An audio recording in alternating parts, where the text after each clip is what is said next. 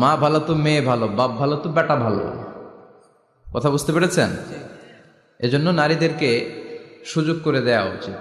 তারা যদি কোরআন সুন্নাহ জানে তাহলে ঘরের মধ্যে কোনো শিরকের ছোঁয়া থাকবে না। আর নারীরাই যদি বিপদগামী হয়, ওই ফ্যামিলিটা বিপদগামী হয়ে যায়।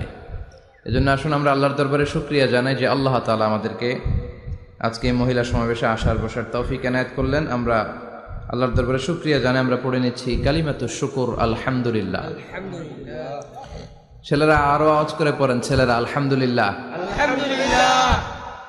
আমরা আল্লাহর কাছে কামনা করছি যে আল্লাহ তাআলা শেষ পর্যন্ত যেন আমাদেরকে এই প্রোগ্রামে উপস্থিত থাকার তৌফিক এনায়েত করে এবং এই প্রোগ্রামের সর্বোচ্চটা যেন আমরা নিয়ে যেতে পারি। আল্লাহ তুমি তৌফিক দাও।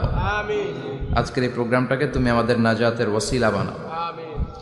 সম্মানিত ভাইয়েরা, আমি ছোট্ট একটা আয়াত তেলাওয়াত করেছি, ওয়াকারনা ফি বুয়ুতিকুন্না ওয়ালা তাবাররাজনা তাবাররুজাল জাহিলিয়াতিল